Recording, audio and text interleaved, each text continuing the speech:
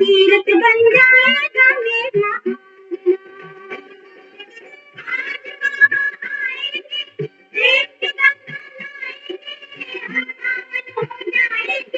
तीरथ बन जाएगा मेरा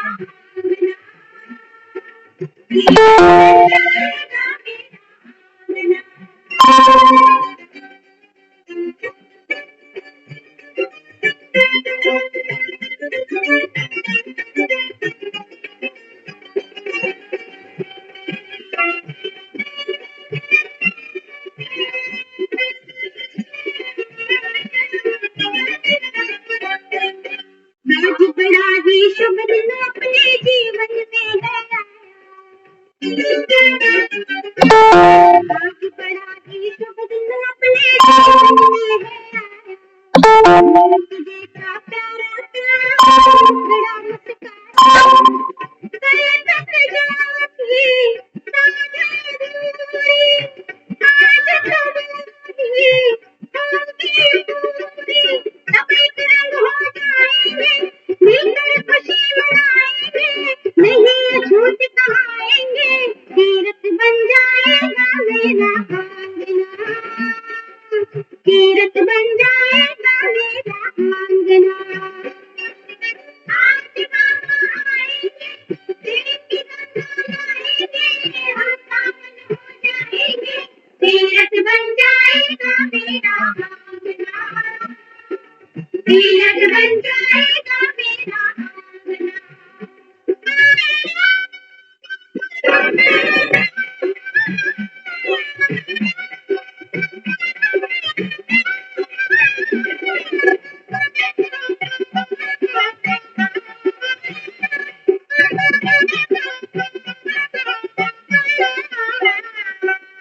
आज क्यों न हम झूमे नाचे गाए और इतराए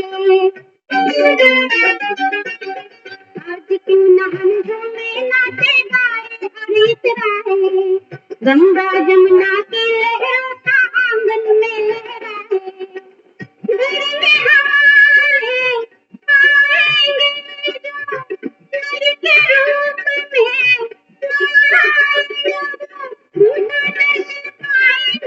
उनको शीश झुकाएंगे उनके ही गुण गाएंगे तीरथ बन जाएगा मेरा आंगना तीरथ बन जाएगा मेरा आंगना आज बाबा आएंगे देव की गंगा लाएंगे हम पावन हो जाएंगे तीरथ बन जाएगा मेरा आंगना तीरथ बन जाएगा मेरा आंगना तीरथ बन जाएगा मेरा आंगना तीरथ बन जाएगा मेरा आंगना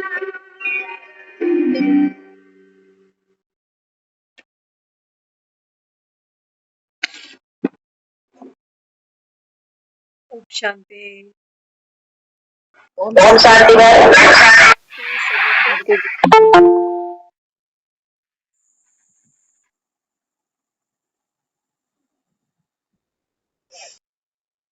तो आज बाबा आएंगे और ज्ञान की गंगा लाएंगे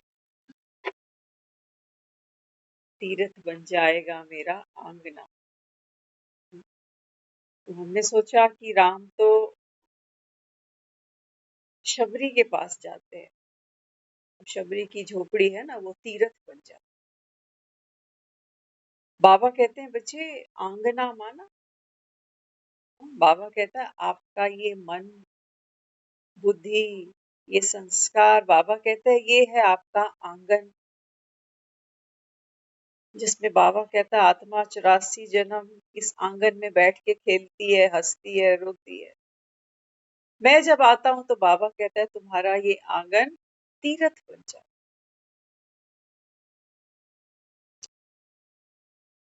लेकिन बाबा कहते हैं बच्चे पुरुषार्थ तुम्हारा है ना। शबरी क्या करती है, रोज कहते हैं बुहारी देती है, रोज वाटिका से सुंदर सुंदर फूल ले आती है और अपनी झोपड़े को सजाती है। उस राह में वो फूल बिछाती है कि राम पता नहीं कौन से दिन इस राह से इस झोपड़े में प्रवेश करें। तो बाबा कहते हैं बच्चे, आज की मुरली में भी आया है, बाबा कहते हैं ये जो रात का समय है ना, अभी बाबा कहता है तुम सब वनवास में हो। रात किसको कहता है? भक्ति। भक्ति में बाबा कहता है दर दर भटकते हो। और दिखाया है राम है तो राजा, लेकिन देखो आत्मा पाठ बजाते बजाते वन वन धक्के खा रही, तो सीता ढूंढती है। बाबा कहते हैं बच्चे तुम आत्माएं भी क्या करते हो, इस समय वनवास काट रहे हो, क्या चाहिए तुमको?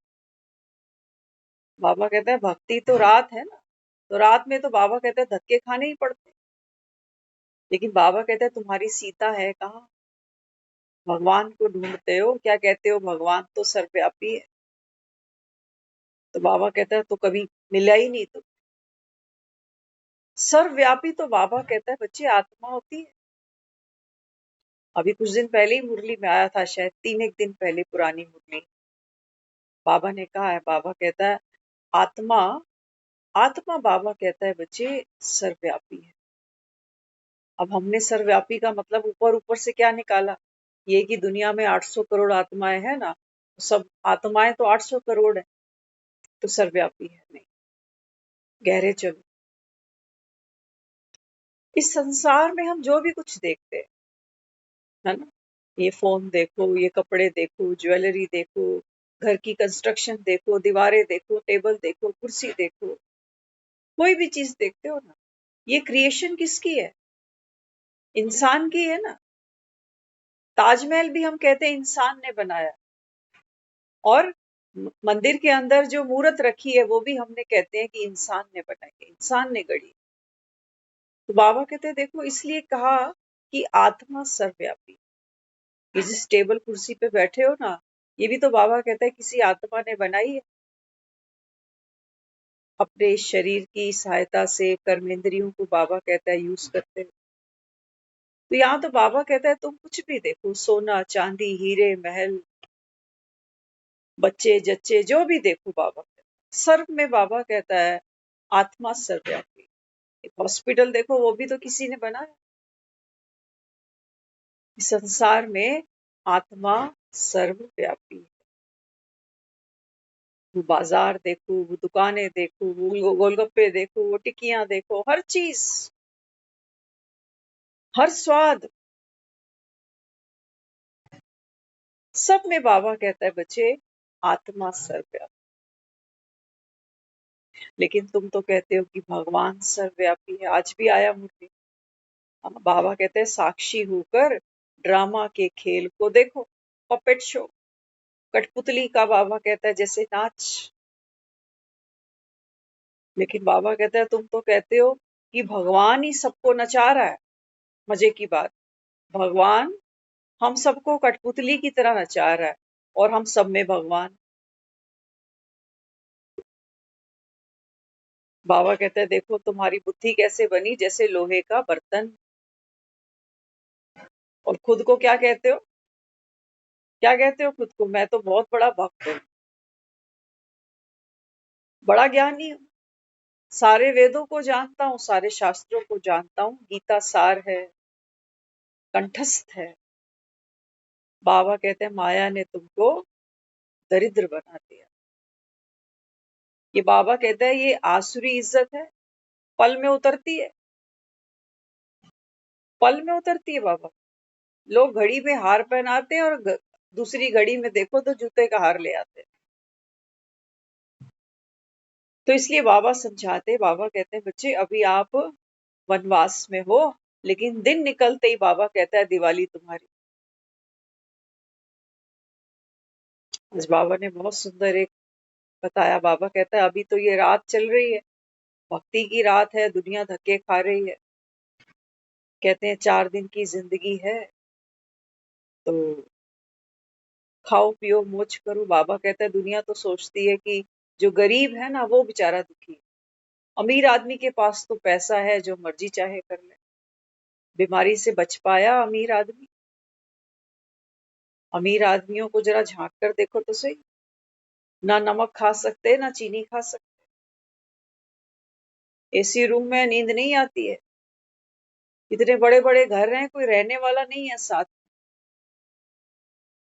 बाबा कहते हैं ये दुनिया दो जग की दुनिया है। इसी समय बाबा कहता है बच्चे मेरा आना होता है, ये ड्रामा की नींद है, मैं बंधाएमान हूँ। तुमको बाबा कहता है इस रात से दिन में ले जाने के, अंधकार से उजाले में लेके जाने, नर्क से स्वर्ग में लेके जाने के लिए। तो बाबा कहता है युक्ति क्या है? युक्ति है, बाबा कहता है मुझे बैठकर तुमको पढ़ाना पड़ता है। ये लोहे के बर्तन बाबा कहता है जिन्हें जंग खा गई, इन्हें बाबा कहता है बच्चे मांझ मांझ कर मुझे पारस बनाना पड़ता है। लेकिन बाबा कहता है माया, माया बाबा कहता है बड़ी दुस्तर है। ये बाबा कहता है बैठने भी नहीं देती। आत्माओं पर बाबा कहता है इस समय माया का शिकंजा, रावण का शिकंजा पहरा जबरदस्त। देखते हैं ना, सीता जहां शोक वाटिका में बैठी है तो वहां पहरा दे रही है राक्षसियां। वो बेचारी क्या कर रही? कोई हथियार लेके बैठी है क्या साथ? उसका एक ही हथियार है, क्या? राम की याद। बाबा हमें हर मुरली में यही कहता है बच्चे, बाप की याद है तो बाबा कहता है फिर हथियार तुम्हारे पास। माया बाबा कहता है इस घेरे में आ नहीं सकेगी, नहीं तो बाबा कहता है फिर लुटे पुटे हो जाओ, है ना। तो भक्ति, बाबा कहता है बच्चे ये दुबक है। बहुत से ऐसे हैं दुनिया में जो भक्ति नहीं छोड़ सकते, है ना। बाबा मुरली में आज भी कहा ना बाबा ने, बाबा कहता है जैसे देखो कुछ लोग होते हैं वो क्या करते हैं, हड़ताल पे बैठ जाते हैं, सरकारों को तंग करते हैं अपनी बात मनवाने के, है ना। लेकिन बाबा कहता है तुम्हारा ऐसा नहीं कि तुम किसी के पीछे पड़ते हो ज्ञान सुनाने के लिए, कि तुम किसी को तंग करते हो। नहीं, बाबा कहता तुम किस लिए, बाबा कहता है किसी के पीछे लगते हो, ताकि बाबा कहता है तुम खुद कृष्णपुरी वैकुंठ में जा सको। तुम सिर्फ ज्ञान सुनाने के लिए नहीं, बाबा कहता है वैकुंठ तक जाने के लिए बाबा कहता है पुरुषार्थ करते हो। ऐसा नहीं कि गले में किसी की माला पहना दी बस हो गया काम, बन गया मेरा फॉलोवर। तो बाबा कहता है अभी तुम वनवास में हो, तो वनवास में लोग कैसे होते हैं? कैसे होते हैं? राजसी ठाट बाट सुख सबसे उनको वैराग्य आ जाता है ना। बाबा हमें कहता है बच्चे तुम्हारी यात्रा कैसी है? भीतर की यात्रा। एक इंसान ही है जो भीतर की यात्रा कर सकता है। ना तो पशु कर सकते हैं, ना पक्षी कर सकते हैं, ना पेड़ पौधे कर सकते हैं। सबकी यात्रा बाहर की है, और इंसान भी जन्मों जन्मों से बाहर की ही यात्राएं कर रहा है। सुख चाहिए, फेम चाहिए, नेम चाहिए, हर चीज के लिए वो बाहर मेहनत करता है। कुछ भीतर की यात्रा का साहस करते हैं, उनको बाबा कहता है रुस्तम, उनको बाबा कहता है शूरवीर। और हम सब उतना साहस कर चुके कि बाहर दुनिया बहुत देखी, कैसे जन्म, कैसे मरण, कैसे दुख, कैसे सुख, कैसे हारी कैसे बिहारी, सब कुछ। अब ये आता है कि कितने जन्म ऐसे हमने गवा दिए। कभी किसी ने हमको वो नजर का चश्मा दिया नहीं कि देख तो सही, तू जो दुखी है संसार में, तेरे इस दुख का कारण कौन है? किस किस को बाबा कहता है तुमने आरोप लगाया कि फलाना मेरे दुख का कारण है? बाबा कहते हैं बच्चे ज्ञान के चश्मे से देखो, आत्मा अगर दुख पाती है तो बाबा कहता है बीज कहीं भीतर बोया हुआ है। हम्म? तो भीतर की यात्रा क्या करती है? हमें बदल देती है। और दुनिया में बदलना कोई नहीं चाहता, हाँ दूसरों को बदलना सब चाहते। तो बाबा हमें वनवास में लेकर आया। बाबा कहते हैं बच्चे अब ये संगम का समय है ना, तो बाबा कहता है संगम क्या है? ये बाबा कहता है व्रत लेने का समय। भक्ति का फल भगवान दे रहा है पढ़ाई के रूप। यही उसकी मेहर है, यही उसकी कृपा है। जो जितना पढ़ सके बाबा कहता है वो उतना लायक। मदार किस पर है? बाबा कहता है तुम पर। तुम बाबा कहता है पीतल और सोने का भेद जानते हो, रिश्तों में लिप्त हो, माँ बाप बहन भाई बेटे, ये तो बाबा कहता है बच्चे पीतल है, इसका कोई दाम नहीं है बाबा। सांस छूटी सब बेकार। बाबा कहता है बच्चे सबको आत्मा देखो। कोई है जो बेटे का पार्ट खेल रही है, कोई है बेटे बेटी का, कोई पति का, कोई पत्नी का। बाबा तो कहता है मैं तुमको मिट्टी छुड़ाकर सोना हाथ में देता हूँ। भगवान के बच्चे हो ना, तो बाबा कहता है सोने के रत्नों से खेलो, हीरे चांदी मोती से खेलो। बाबा कहता है क्यों अब तक बाबा कहता है कंकड़ मिट्टी में ही सर देते आ रहे हो? तो वनवास कोई सजा नहीं है। दुनिया ने वनवास को माना है कि कोई पनौती है, कोई श्राप है कि वनवास मिल गया। लेकिन राम तो कहता है कि वनवास में क्या होगा? बड़े बड़े साधु महर्षि संत मिलेंगे, उनके सानिध्य में मुझे बहुत कुछ जानने सीखने को मिलेगा। ये प्यासी आत्मा की निशानी, ये खोजी आत्मा की निशानी। बाबा ने हमारी दाल रोटी बंद नहीं करी है, ना ही हमारे काम धंधे छुड़वाए हैं, ना हमारी गृहस्थियां छुड़वाई हैं। बाबा कहते हैं मैं तुमको कर्म संन्यास नहीं कहता कर, कर्म से ही बाबा कहता है आत्मा महान बनती है ना। तो बाबा कहते हैं अभी क्या करना है? बुद्धि से बाबा कहता है बच्चे तुम वनवाह में हो। वनवाह माना निर्विकारी आत्मा, मोह नहीं है, न शरीर में, न शरीरधारियों से, न घर से, न कोठी से, न मकान से, न दुनिया के वैभव से, न बाजारों से, न खान पीन से। जो मिला संतुष्ट हूँ, खुश हूँ, पर्याप्त है। बाबा कहता है बच्चे सकल सृष्टि का राजा दुखिया, हर का नाम जपत हुए सुखी। चाहते हो ना भव से पार उतरना, तो बाबा कहता है फिर संतुष्ट हो जाओ। जो हो, जहां हो, जैसे हो, जिस हाल में हो, बाबा कहता है बच्चे वहां ठहर जाओ। अब भटको नहीं बुद्धि से कि काश वो घर मिलता, काश वहां नौकरी होती, काश शरीर ऐसा होता, काश बच्चे ऐसे होते, काश को अवकाश दो। तो बाबा कहता है फिर तुमको भक्ति से भी वैराग आना चाहिए, तो ज्ञान से भी वैराग आना चाहिए। 5000 वर्ष बाबा कहता है ये चक्र घूमा।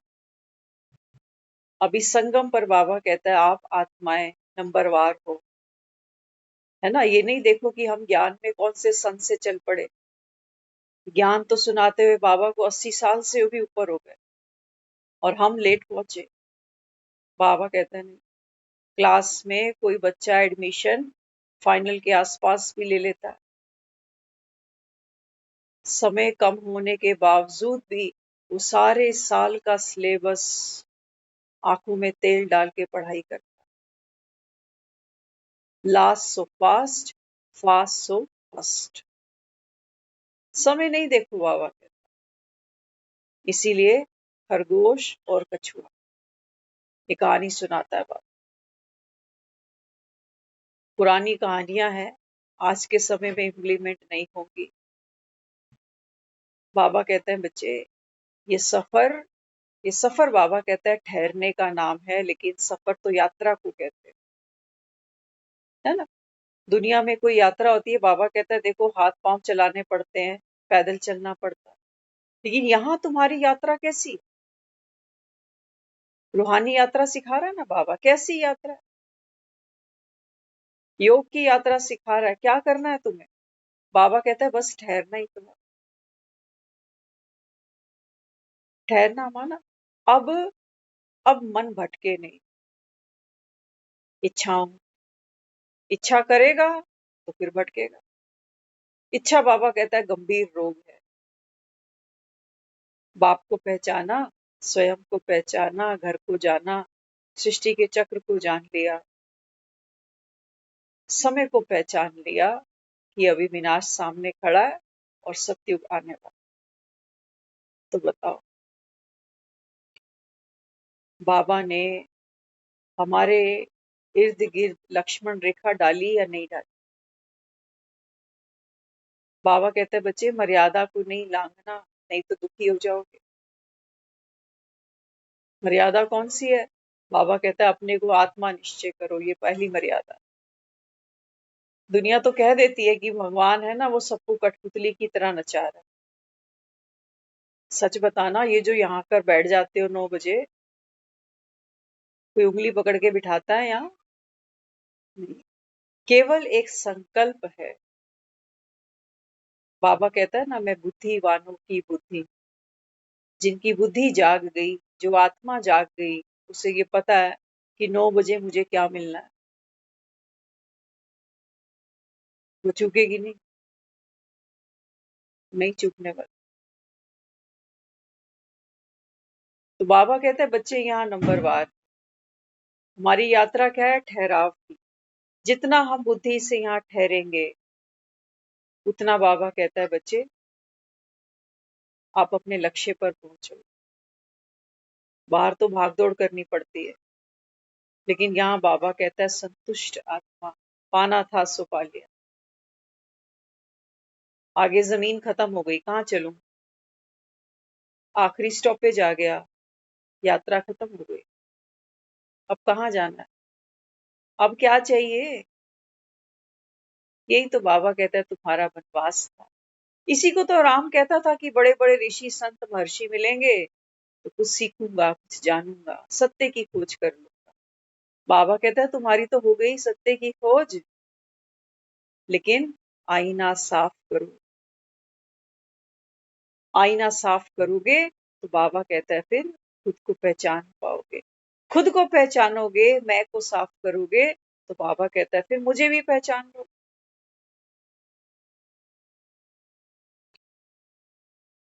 तो अंगना कौन सा है?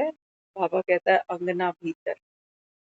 दिवाली पे तो लोग बाहर के अंगने चमका रहे हैं, लक्ष्मी जी जैसे इनके सोफों पे आके बैठने वाली है। लक्ष्मी जी चेक करेगी कि व्हाइट वॉश हुआ है या नहीं हुआ इस बार, तब तो आएगी। बाबा कहते हैं नहीं, ना तो कोई लक्ष्मी है यहाँ और ना कहीं जाती। वो जो नोट पानी कमा के ले आते हो अलमारियों में, तिजोरियों में डालते हो ना, बाबा कहता है इसके लिए तो तुमको भाग दौड़ खुद ही करनी पड़ती, मेहनत करते हो, पसीना बहाते हो, तब धन कमा के ले आते हो। इसको क्यों लक्ष्मी कह देते हो?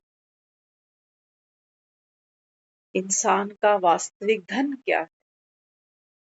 क्या है? बाबा कहते हैं तुम्हारा वास्तविक धन है तुम्हारी खुशी। जो बाबा कहते हैं किसी तीज त्योहार पर निर्भर नहीं होनी चाहिए। तुम्हारा जो वास्तविक धन है वो क्या है? वो तुम्हारी भीतर की शांति, संतुष्टता। ये बाबा कहता है वो धन है जो आत्मा इस संसार में ढूंढती है। कभी पैसा कमाने के चक्कर में, कभी परिवार के चक्कर में, कभी नाम के चक्कर में, तो कभी शान के चक्कर में। मिलता है इसको कुछ भी नहीं बेचारे। कोई कितना भी बड़ा दुनिया से चला जाता है, थोड़े दिन में लोग उसको भूल ही जाते। ज्यादा होगा बाबा कहता है कहीं चौक पे कोई चबूतरा बना देगा, कोई मेमोरियल हॉस्पिटल खोल देगा उसके नाम से, कोई किसी रोड का नाम लिख देगा, कोई एयरपोर्ट का नाम लिख देगा उसके नाम से। इससे ज्यादा कुछ भी नहीं। और तुम, बाबा कहता, तुम जो यहाँ बैठे हो ये पढ़ाई पढ़ने, बाबा कहते तुम्हारे लिए तो भव्य मंदिर बनाए जाते। कितनी साफ सफाइयां होती है मंदिरों,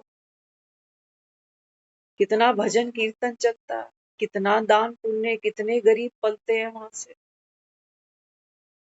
दुआओं का बाजार चलता है मंदिरों के अंदर।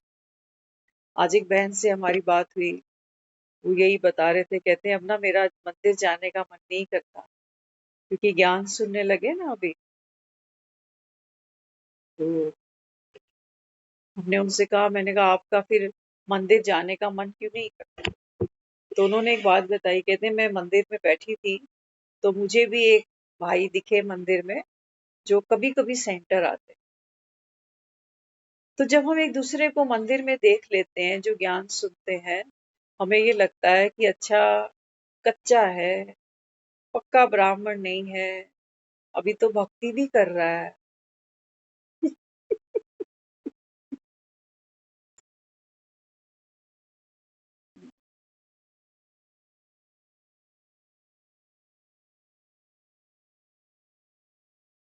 क्या कहता है बाबा?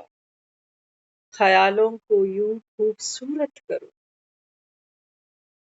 शबरी तो राम को मीठे बेर खिला रही, फीके नहीं खिला रही, और हम राम को तो छोड़ो, हम खुद ही फीके बेर खाए जा रहे। कि ये मेरे बारे में देखेगा मुझे मंदिर में तो सोचेगा, अच्छा ये भी सेंटर नहीं जाती, ये भी मंदिर में ही आती है, ये भी पूजा ही करती है। और मैं उसके बारे में क्या सोच रही कि ये तो जाता ही कभी कभी है, कभी दीदी फोन कर लेगी तो चला जाता है, नहीं तो नहीं जाता। तो हमने उनको कहा, मैंने कहा देखो, जो लोग ज्ञान सुनते हैं ना, वो डर से मंदिर नहीं जाते।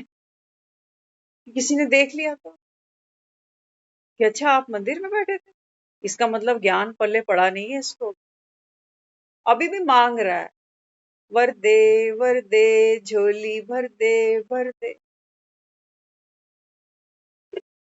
ऐसा नहीं है। ज्ञान, ज्ञान वो नजर का चश्मा है जो हमें समभावना सिखाता है हरेक के प्रति। बाबा देखो क्या कहता है, बाबा कहता है संसार की हर आत्मा का मैं पिता हूं। कहता है ना मुरली में, सर्व आत्माओं का मैं पिता हूं, मुझे जाने ना पहचाने किसी भी धर्म की आत्मा हो, ज्ञान सुने ना सुने, बाबा कहते हैं मैं तो सबका पिता हूं। और हम बाप समान बनने का पुरुषार्थ कर रहे हैं रोज। बाबा रोज मुरली में कहता है, बच्चे डोंट बी जजमेंटल, आप किसी को नंबर नहीं दो।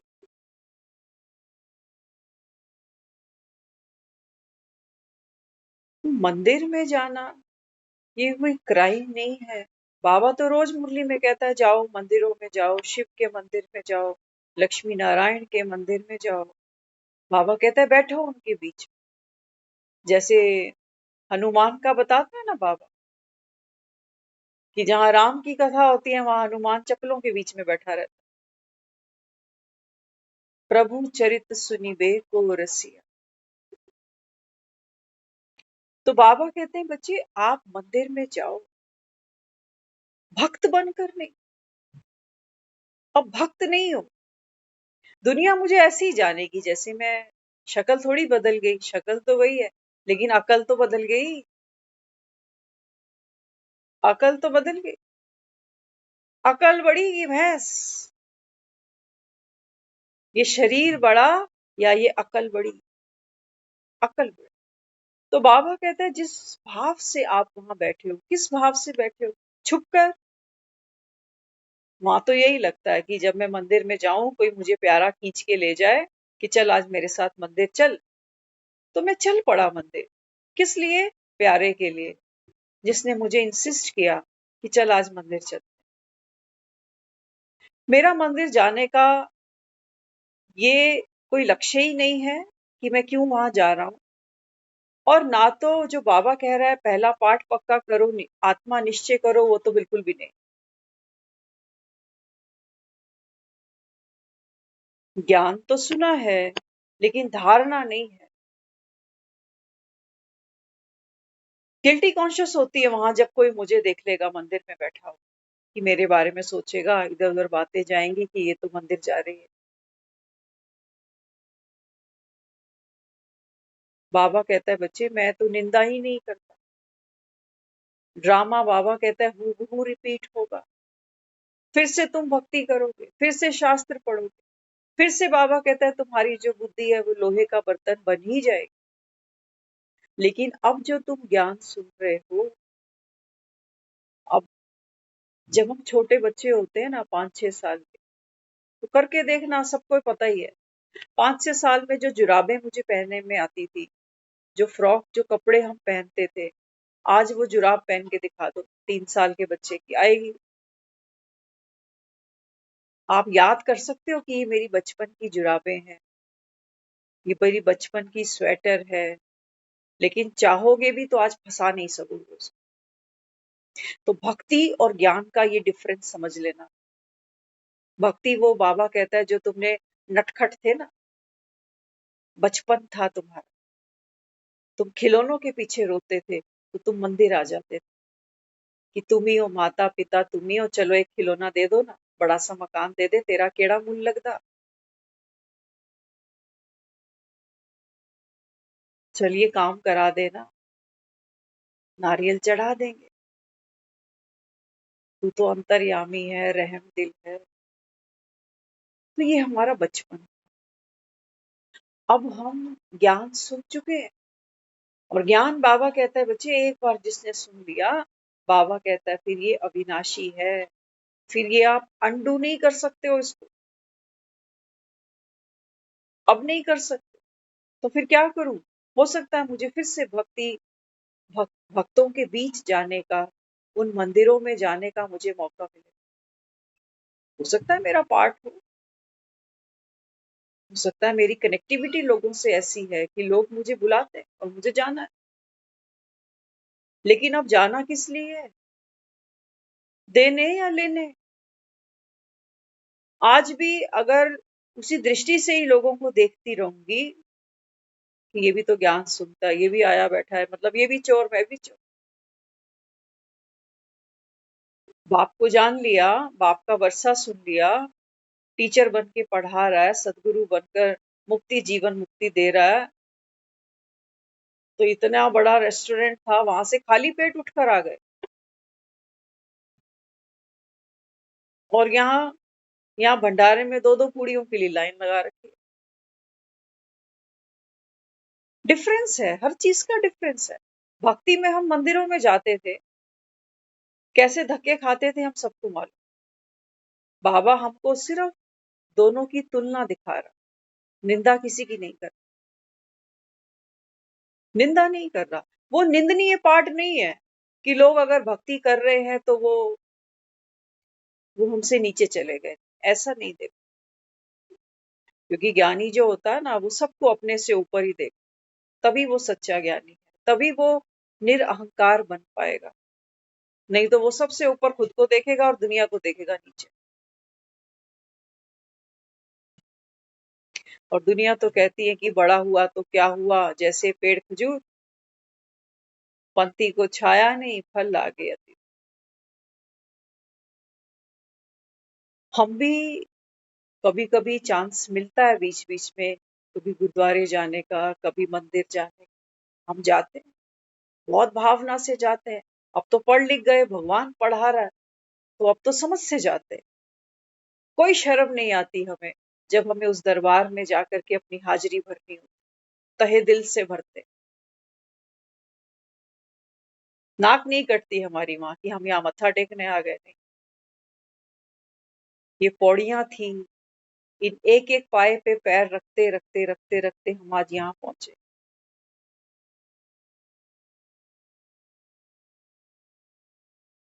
लेकिन उस सभा में बैठने का तात्पर्य क्या है?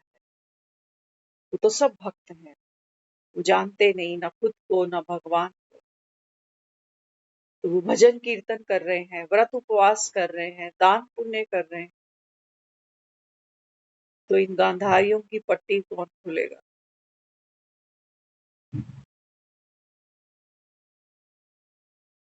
किसी को अंधकार में ले जाना बड़ा आसान होता है।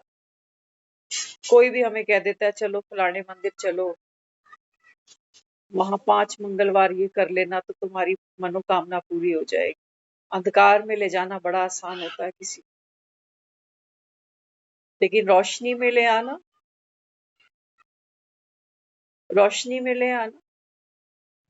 कि हमने जो बोया है वो हमें काटना ही पड़ेगा। 5 मंगलवार करो या पूरी जिंदगी के मंगलवार करो, जो जीवन में परिस्थितियां नूंद हैं उनसे बच नहीं सके। ये रोशनी है। बताओ, इसी रोशनी का जिक्र किया गया है कि अर्जुन को ऐसा प्रकाश दिखा जैसे हजारों सूर्य एक साथ निकल आए, तो डर गया, कहने लगा ये अपना तेज इसको शांत कर।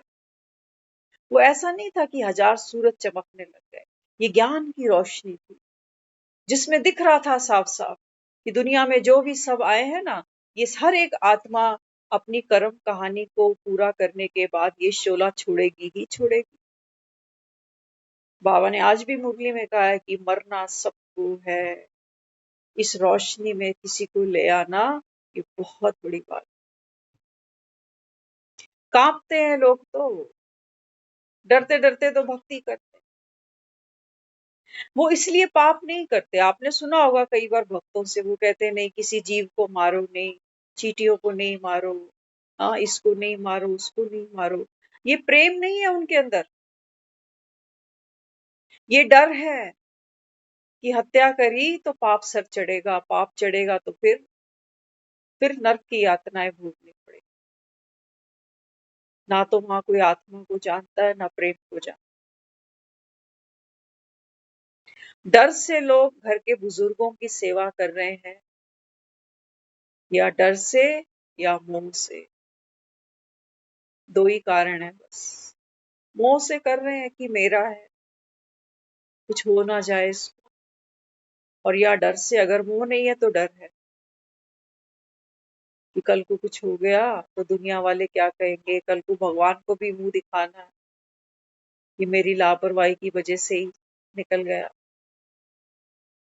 तो बाबा कहते हैं इस समय तो संसार में आत्मा और विकार, ये दोनों चीजें बाबा कहता है बच्चे सर्वव्यापी हैं, और यही बाबा कहता है आपके दुख का कारण है। और भक्ति जो दुनिया मंदिरों में जा जाके करती है, बाबा कहते हैं वो क्या करती है, जैसे बिल्ली होती है ना, वो आंखें बंद करके दूध पीती है कि खतरा वो देखना ही नहीं चाहती, क्योंकि अभी दूध की पतीली मुंह में है उसके। तो बाबा कहते हैं यहाँ बीमारी, मृत्यु, मौत, ये बाबा कहते हैं ये बिल्लियां आंखें बंद करके बैठी, और अभी ये जो गृहस्थी के दूध के पतीले है ना, इनको पी रही।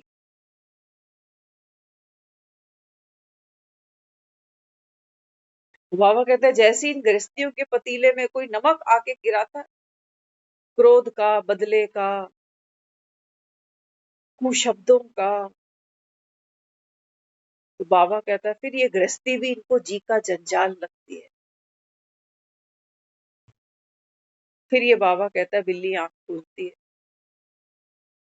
और रोती है जार जार कर कि मैं खुद ही शिकार होने वाली हूँ मौत के हाथ।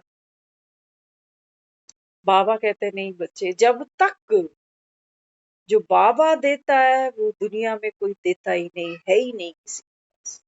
बाबा कहते हैं बच्चे, तुम कहते हो मैं बीमार हूं, शरीर बीमार होता है ना, शरीर पे कोई चोट घाव लगती है तो हम कहते हैं कि मैं बीमार, मेरा ऑपरेशन है, ऐसी ही बात करते हैं ना।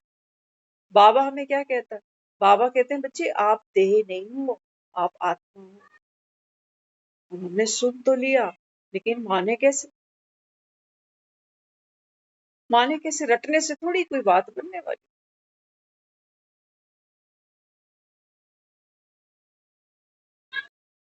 दुख शरीर पर देखते हैं, आज तबीयत ठीक नहीं है, ये बीमारी आ गई, वो बीमारी आ गई, दुख शरीर पर है, लेकिन शरीर निर्जीव है, शरीर दुख को नहीं जान सकता।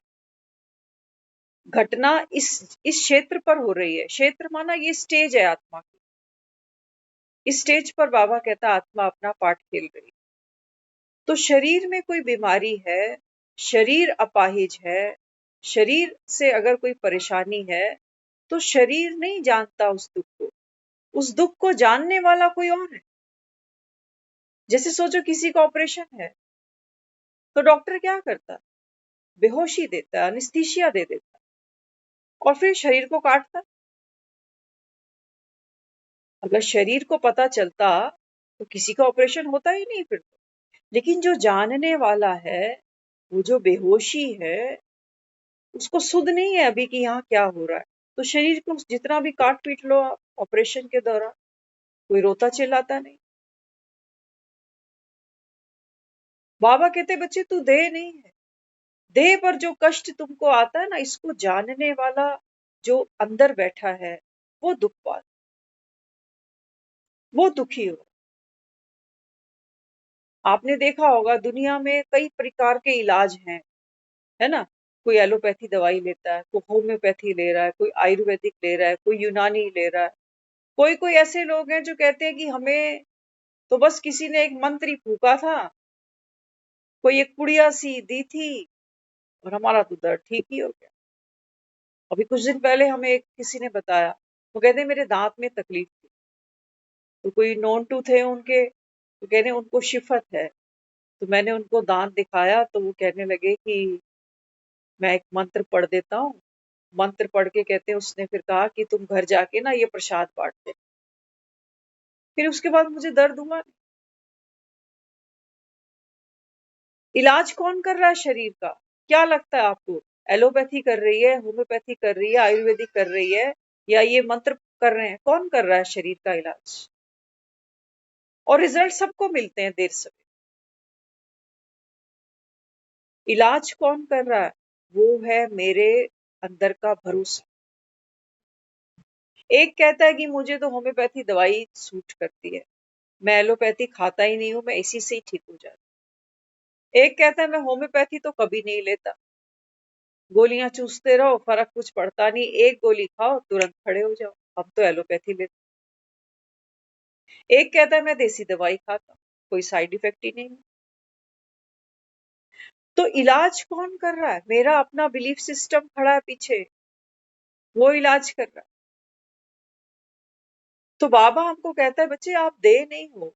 देह पर बाबा कहता है घटता है दुख सुख, शरीर बाबा कहता है शरीर पर दिखता है, लेकिन महसूस कौन कर रहा है? नहीं तो मुर्दे को देखो ना आप, मुर्दे के पास में भी तो शरीर पड़ा है अभी, लेकिन वहां कोई है नहीं फील करने वाला, महसूस करने वाला। तो मुर्दे के साथ जो मर्जी करो। बाबा हमें बार बार कहता है बच्चे ये निश्चय करो मैं आत्मा हूं, मैं आत्मा हूं। और ये निश्चय हमको दिन में कम से कम, ज्यादा नहीं सी 10-15 बार तो रोज करना चाहिए। घर में ही चलते फिरते उठते बैठते। सोचो चल रहे हो, पाँव में एक कांटा चुभ गया आपको, इमीडिएट मत निकालो उसको, बैठो 2 मिनट तसल्ली से। अब देखो पैर में कांटा चुभा है, दिख रहा है कांटा चुभा है, खून निकल रहा है, लेकिन महसूस करो कि पता किसको चल रहा है? कौन है जिसको पता चला है कि कांटा चुभ गया? अगर आत्मा शरीर में ना हो तो किसी को पता चलेगा कि कुछ चुभा हुआ है पैर में? पल पल बाबा कहता है ये तुम्हारा पुरुषार्थ है, इसी में मेहनत है, यही डिफिकल्ट है, अपने को आत्मा निश्चय करो। क्योंकि जन्मों जन्मों से बाबा कहता है आत्मा ने क्या किया, इस शरीर से पहचान बनाई है। हम कहते हैं डॉक्टर ने मेरे को ना बताया कि तेरा ऑपरेशन होगा। अरे तेरा ऑपरेशन नहीं होगा, तेरे शरीर का ऑपरेशन होगा। आत्मा अंदर बैठ के कहती है कि मेरा हाथ है ना, मेरे हाथ में प्रॉब्लम आई है अभी, तो डॉक्टर कहता है ऐसे ऐसे करना पड़ेगा। तो मैं अलग हूं, मेरा हाथ अलग है। मेरा हाथ अगर काट भी दिया जाए तो मैं अभी भी हूं।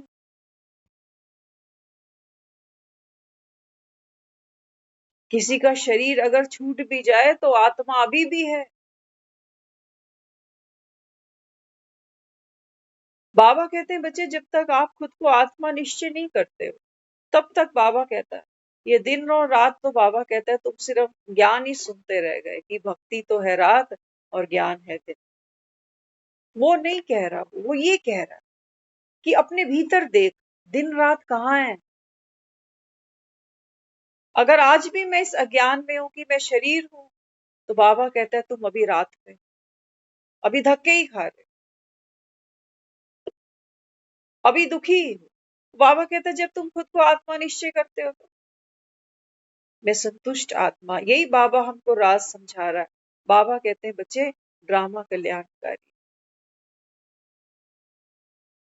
अगर बाबा कहता है ड्रामा अनुसार कोई पेपर आ भी गया, तो भी बाबा कहता है जो ज्ञानी आत्मा होती है ना, वो तो बाबा कहता है हंसते हंसते कर्जा उतारती है, हंसते हंसते उतारती है कर्जा।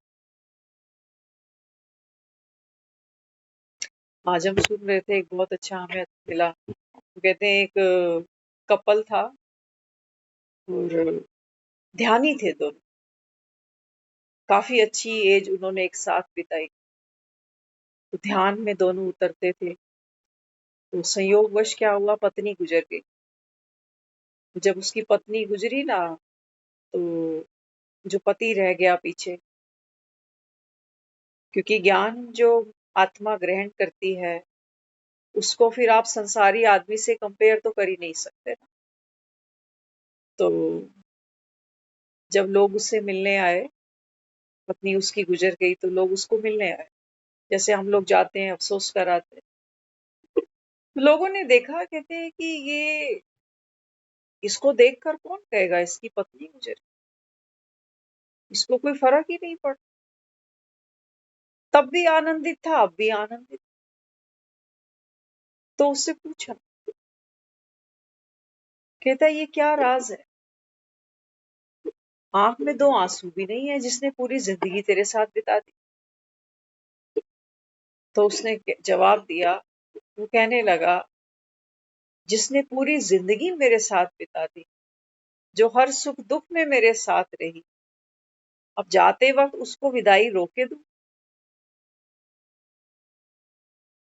कहते जब वो थी दुनिया में तो भी लोग मुझे कहते थे कि तेरे को सन्यासी होना तो तू इसको छोड़ दे, तू इसको छोड़ दे। तो कहते थे, मैंने ये सोचता था मन में, जब भगवान ने मुझे ये दी है स्त्री, तो गृहस्थ का रंग दिखाया इसने मुझे, गृहस्थ के दुख सुख मैंने इसके साथ देख लिए, लेकिन मैं क्यों छोड़ दूं इसको। जब प्रभु की इच्छा होगी तो अपने आप छुड़ा लेगा। और उस उस वियोग के अंदर भी मैं उसी का कोई रंग देखूंगा कि अब ये मुझे क्या दिखाना चाहता है। कहते हैं संताप किस बात, वो आई भी थी अपने समय पर आई थी और चली भी अपने समय पर गई। इसलिए बाबा हमें क्या कहता है, हर घड़ी अंतिम घड़ी। इसका मतलब बड़ा गहरा है,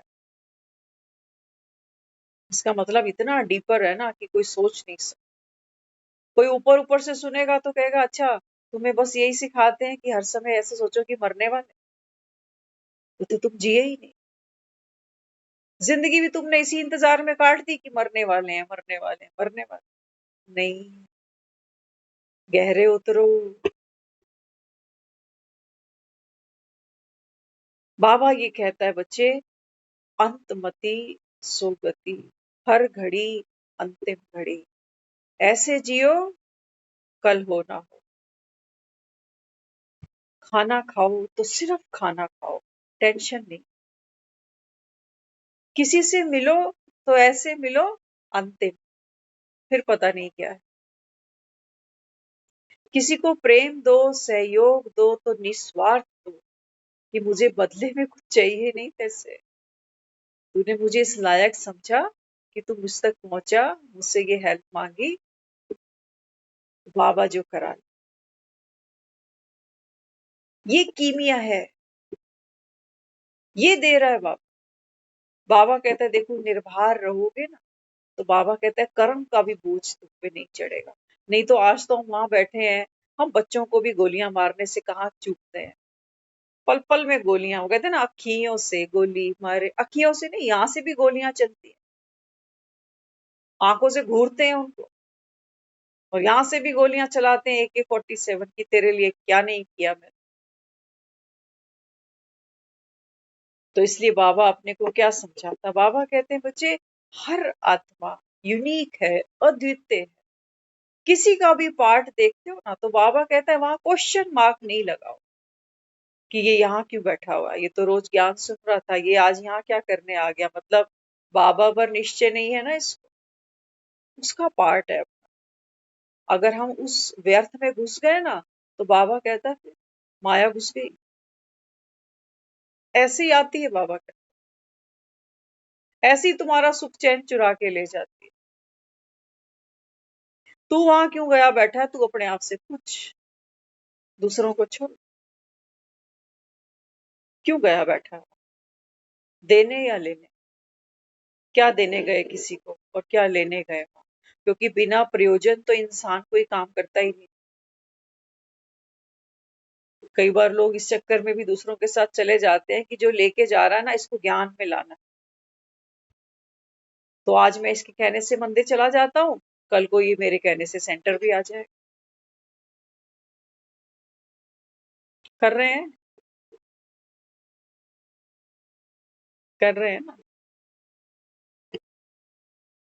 बाबा कहते हैं बच्चे, ये जो मंदिर बने हैं ना, ये सामने देखो, ये बाबा कहता है ये प्रतिमाएं, ये मूर्तियां, ये है तो तेरी, और तेरी मूर्तियों के सामने बाबा कहता है ये भक्त नाचते। हम जब छोटे थे, तो हमारे जो मदर थे वो हमको कई बार कहते थे, कहते तुम फिल्मों के गानों पे तो नाच लोगे, लेकिन मंदिर में तुम नहीं नाचते हो, जबकि मंदिर में नाचने से तो भगवान खुश होता है। तब हमें ये बातें बिल्कुल अच्छी नहीं लगती थी कि हम अपनी चॉइस पे नाचेंगे, जिस जिस गाने पे मन करेगा उस पे नाचेंगे, मंदिर में क्यों नाचेंगे। बात ये नहीं है। बाबा कहते हैं बच्चे, मैं तब खुश होता हूँ जब तुम ज्ञान डांस करते हो। शरीर को तो बाबा कहता है नचाने वाली दुनिया है, एक से एक बढ़िया है, बाबा कहता है डांसर यहाँ पर। लेकिन भगवान कौन सा डांस देखकर प्रसन्न होता है? ज्ञान डांस। और ज्ञान डांस, डांस कोई क्यों करता है? किसी को रुलाने के लिए, कि मैं ऐसा डांस करूंगा तो देख के रोई हो? नहीं। मैं जो ज्ञान डांस करूं, उसका पर्पस क्या है? पहले तो सबसे पहली बात, कोई डांस करता ही इसलिए क्योंकि वो खुद उस समय मस्ती से, उमंग से भरपूर है, खुशी से लबालब है, तब उसके पांव उठते हैं। ऐसे तो उठेंगे भी। वो देखो, एक बच्चा होता है ना, तो बच्चे को आप कैसे भी नचा लो, बच्चा नाच लेता है, उसे कोई फर्क नहीं पड़ता मुझे कौन देख रहा है, मेरे कपड़े कैसे हैं कैसे नहीं है। लेकिन बड़ा, बड़ा बार बार देखेगा कि मुझे तो इसके सामने शर्म आती है, वो भाई साहब सामने खड़े हैं, ये सामने खड़ा है, वो क्या सोचेंगे। जब तक कोई क्या सोचेगा, कोई क्या कहेगा मेरे बारे में, तब तक बाबा कहता है तुम खुद को शरीर माने बैठे।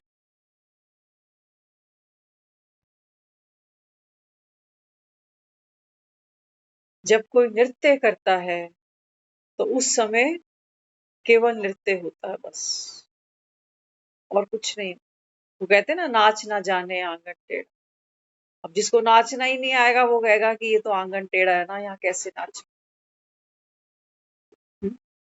तो इसलिए बाबा अपने को क्या कहता है? बाबा कहते हैं बच्चे, अभी तुम वनवाह में हो, तो बाबा कहता है ये समय कौन सा है? तपस्या का। तपस्या क्या है? बाबा कहता है व्यर्थ से खुद को बचाओ, व्यर्थ सोचने से, व्यर्थ देखने से, ये तुम्हारी तपस्या है।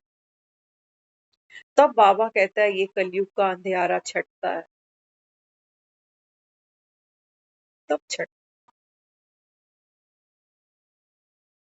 ये जो मंदिर में बैठ के ढोलक छेने बजा रहे हैं, ये बेचारे वहां कुछ मांगने गए हुए हैं, इन्हें कुछ चाहिए उस दरबार से। और मैं ज्ञान सुनकर अगर वहां चला जाता हूँ, तो ये भक्तों का बड़ा भाग्य है कि कोई चैतन्य ऐसी आत्मा इस मंदिर में प्रवेश करके बैठी हुई है जो भगवान से रोज मिलती है। भगवान उसको रोज यही देता है कि बच्चे, तू मनसा से, वाचा से, कर्मणा से तेरे भक्तों का जा सहयोग कर। और यहाँ चैतन्य मूर्त बैठकर हम वहां दूसरों की कमियां निकाल। इसका मतलब ज्ञान कानों में जा रहा है, बस भीतर गया नहीं। बात तो तब होनी चाहिए थी जो साथ मुझे मंदिर तक चला के ले गया, वो भी कुछ फील करता मुझसे कि मंदिर तक तो ये जा रहा है, लेकिन ये मेरे जैसा लगता नहीं। मेरे मंदिर में जाने की भावना कुछ और है, और ये कुछ और। बाबा तो कहता है ना, बच्चे तुम्हारी सूरत, सूरत से बाबा का मतलब ये चेहरे से नहीं होता। बाबा कहते ना, तुम्हारी चेहरे से बाप की प्रत्यक्षता हो जाएगी। आज भी बाबा ने कहा कि मुस्कुराता हुआ चेहरा हर समय। तो बाबा तो शरीरों को देखता ही नहीं कभी। बाबा के सामने मैं क्या हूं? मेरी स्थिति, मेरी स्थिति से सेवा होगी दूसरों की, चेहरों से नहीं होगी। ये तो लोग वैसे ही लीपा पोथी करके घर से बाहर जाता है। चेहरों को ही तो नंबर देते हैं। वो फलानी बड़ी सुंदर लग रही थी, वो फलानी का सूट बड़ा अच्छा पहना हुआ था। ये तो दुनिया, ही तो अंधे देखते हैं। ये तो धृतराष्ट्र यही देखता गांधारियों में। लेकिन बाबा कहता है, तुम्हें तो मैंने आंख वाला बनाया ना, तीसरी आंख वाला। तो बाबा कहते हैं, बच्चे तुम तो अंदर का, बाबा कहता है, एक्सरा करो दूसरों का, कि है तो ये आत्मा। और ये आत्मा अगर देव कुल की आत्माओं की आराधना पूजा करने आई है, तो मतलब इसका भी देव आत्माओं से कोई कनेक्शन है। रिश्तेदारी माना लेन देन। तो ये अगर मंदिर में बैठी है देव मूर्ति के सामने, तो कोई कनेक्शन है इसका। ये भी है उसी, है तो सभी परम धाम से। लेकिन बाबा कहता है, बच्चे ये सतयुग त्रेता की आत्मा यहाँ बैठी है, छेड़े बजा रही है, ये खुद को जानती नहीं है ना। तो हम मुंह से किसी को क्या ज्ञान सुनाए? कोई सुनना चाहे नहीं सुनना चाहे, सबका पार्ट अपना अपना है। लेकिन बाबा कहते हैं, तुम्हारी जो सोच है ना, बाबा कहते हैं ये तीर है। तुम दूसरी आत्मा के बारे में कितना श्रेष्ठ सोच सकते हो। बाबा कहता है मदार इस पर है। और हम तो अभी वो ज्ञानी बैठे हैं जो खुद भी ज्ञान सुन रहे हैं, और जो दूसरी आत्मा भी ज्ञान सुन रही है ना, मंदिर में दिख गई, उसके बारे में भी ये सोच रहे हैं कि ये भी यहीं पड़ा हुआ है अभी तक। बाबा तो हमें सिखा रहा है, बच्चे संकल्प से सिद्धि है तेरी। और मेरे तो संकल्प आज भी थर्ड क्लास है। जैसे सोचो, कल भी हमने बात की ना, कोई एरोप्लेन उड़ा रहा हो तो उसका फ्यूल कैसा चाहिए? ये बस गाड़ी वाला फ्यूल वहां नहीं चलेगा तुम्हारा। तो मेरे जो थॉट्स हैं, मेरे जो विचार हैं, ये डबल रिफाइनरी चाहिए मुझे। उड़ना है ना मुझे। अगर मैं दूसरों की कमियां ही देखूंगी तो उड़ूंगी कब फिर? और उड़ने के लिए बाबा कहता है, तुम्हें पता है क्या चाहिए? क्या चाहिए? हाँ, बाबा कहता है, बच्चे तुम्हारी उड़ती कला कब होती है? जब बाबा कहता है, संसार की हर आत्मा माना, जो भी मेरे संबंध संपर्क में आए हैं, वो तो मुझे जानते ही है ना। तो बाबा कहता है, उस एक भी आत्मा का कोई भी संकल्प आपके लिए ना चले, वो मुक्त कर दे आपको। कि ये मेरे चिंतन का विषय नहीं है। अब मेरा इसके साथ में कोई विरोध नहीं है, कोई टकराव नहीं है, कोई तुलना नहीं है। ये अच्छा है। मैं पहले इसके बारे में ऐसा सोचता था, लेकिन ये अच्छा है, ठीक है, मस्त रहे। तब बाबा कहता है, तुम उड़ सकते हो। जब हम खुद ही दूसरों को फंसा रहे हैं सोच में अपनी, तो दूसरा हमें छोड़ेगा? वाइब्रेशन तो यही होते हैं, और कौन से वाइब्रेशन होते हैं? तो जब तक हम खुद दूसरों को छोड़ेंगे नहीं, रिलीज नहीं करेंगे, तब तक वो दूसरी आत्माएं भी कोई ना कोई चिंतन मेरे लिए चलाती रहेंगी। तो अगर गंदगी बहानी है, तो फिर क्या करना पड़ेगा? अच्छे अच्छे संकल्प, इनसे बाबा कहता है जाओ दूसरों की सेवा करो। ये सेवा करते करते ही बाबा कहता है तुम उड़ने लग जाओ।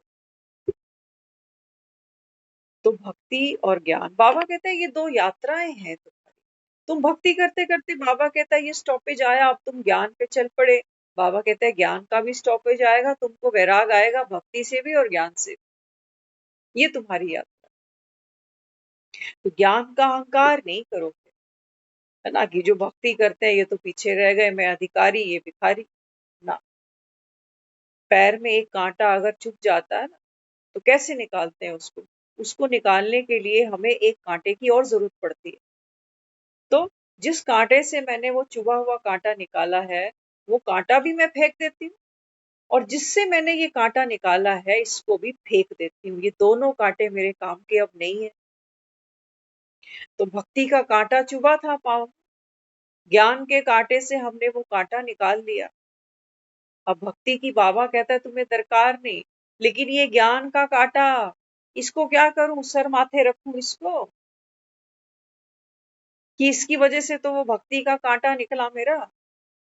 बाबा कहता है बच्चे ज्ञान भी छूट जाएगा। अगले बाबा कहता है सतयुग के जन्म में तुमको ये याद ही नहीं होगा कि कोई संगम भी आया था, कोई बाप भी मिला था, ऐसे बैठकर मुरलियां भी सुनते थे। तो फिर ये ज्ञान का कांटा भी क्यों घसीटना? यही तो चुभता है फिर दूसरों को, कि ये बड़ा ज्ञानी बन गया, ये हमारे साथ आके बैठता ही नहीं। इसको मंदिर में आना तो अपनी शान के खिलाफ लगने लगा, बड़ा ज्ञानी बन गया ये।